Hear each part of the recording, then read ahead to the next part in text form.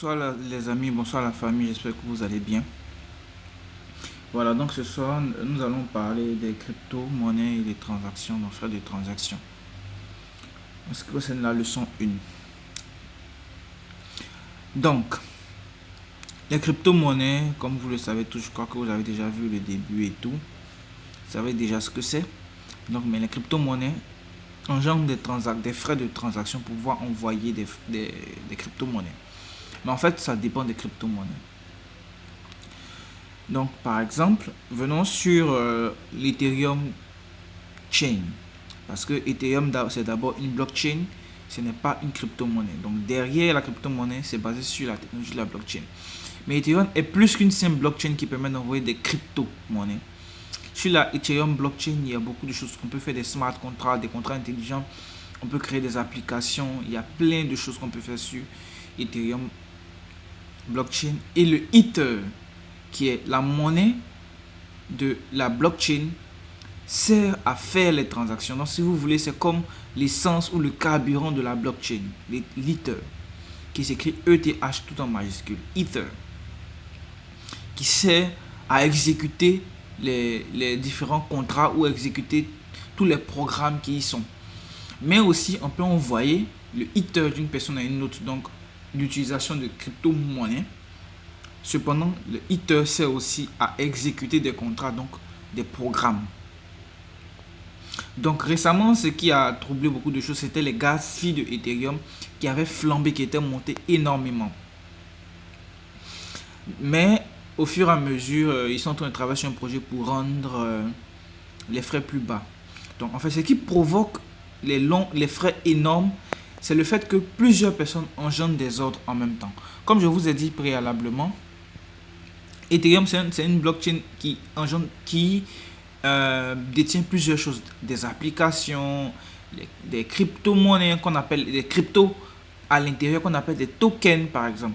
Donc lorsque quelqu'un veut envoyer une transaction, c'est comme si vous voulez vous partir à un guichet et lorsqu'il veut faire une transaction, il vient se mettre à un guichet. Ainsi, donc si plusieurs personnes veulent faire des transactions à la fois, tout le monde se met en rang sur le guichet. Mais en réalité, Ethereum a des limites en ce qui concerne les quantités de transactions par seconde. Donc imaginez-vous qu'il reçoit plus de personnes qu'il peut faire sur une petite période. Donc on dit qu'il a 4 guichets alors qu'il reçoit 1000 personnes. Vous voyez?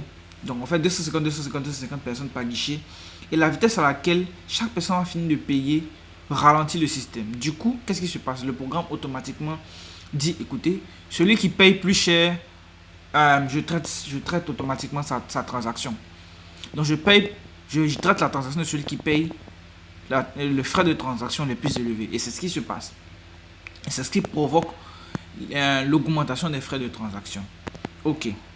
Donc, les frais de transaction dans les blockchains intelligentes, donc celles pour lesquelles on peut faire des smart contracts, par exemple Ethereum et puis Binance, eux, il faut payer, il faut utiliser les crypto-monnaies, dans les gaz, utiliser la monnaie de la blockchain pour faire les transactions.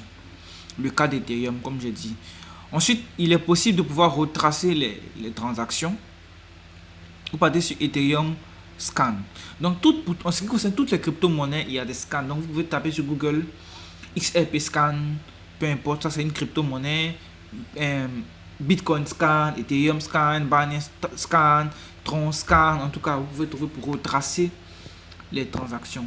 Mais néanmoins, dans les portefeuilles, vous pouvez faire cela parce qu'on vous envoie généralement le lien pour retracer, pour voir si... C'est pas tous les portefeuilles qui le font, mais généralement, ils le font. Ils donnent le lien pour pouvoir retracer la transaction, pour voir si la transaction a été confirmée ou pas. Voilà, donc. Pour cette leçon, on avait parlé des Litecoin, des XRP et des Nano. Pourquoi? Parce que les trois sont vraiment intéressants et sont de types différents. Le Litecoin, il est identique plus ou moins au Bitcoin. Donc sur la blockchain de Litecoin, on peut rien faire d'autre que d'envoyer des cryptos comme le Bitcoin. C'est que des cryptos qui peuvent s'envoyer. On ne peut pas faire des smart contracts, on ne peut pas créer des applications dessus. On ne peut pas. C'est juste de la monnaie. Alors qu'Ethereum, on peut faire de la monnaie, mais on peut créer aussi des applications. On peut faire plein de choses sur la blockchain Ethereum. Ce qui, comme j'ai déjà dit préalablement, provoque l'augmentation des frais de transaction. Donc, Litecoin aussi, il a ses frais de transaction. Et on va voir tout à l'heure dans un portefeuille pour voir plus ou moins comment s'affichent les frais de transaction. Comment est-ce qu'on peut voir généralement les frais de transaction. L'exemple, c'est dans Exodus Wallet. Donc, vous pouvez télécharger Exodus aussi. C'est un très bon wallet. Donc, allons-y voir où est-ce que les frais apparaissent. Mais en effet, c'est pas surtout dans tous les portefeuilles que on peut voir les frais automatiquement de la même manière.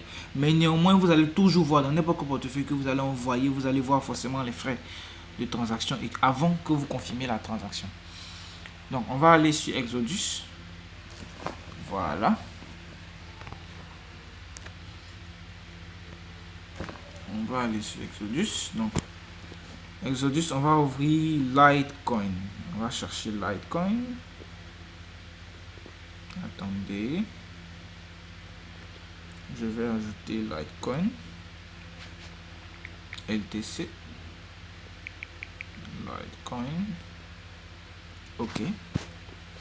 Donc, une fois c'est fait. Ah non. Une fois c'est fait, maintenant on va chercher. Voici Litecoin. Donc, par exemple, là je n'ai pas encore d'argent, mais je veux envoyer. Par exemple, je vais dire quoi? 100 Litecoin. Je tape 100 et entrée.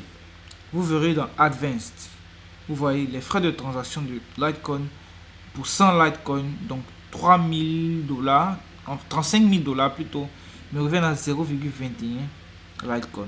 On va faire la comparaison avec Ethereum pour voir ce que ça donne. 35 000 $, on a dit d'envoi. On va voir avec Ether. On dit Ether. Donc je vais ajouter Ether aussi. ETH. OK. Donc Ether. Là ici on va taper le montant en dollars. Donc on avait dit 35 000 $. Donc je clique en dollars, 35 000 $. Vous allez voir la différence des frais de transaction de Ethereum. Vous voyez, pour plus ou moins le même montant. Et Litecoin, c'était un peu plus que 35 000 $. C'était 35 000 $ et quelques poussières.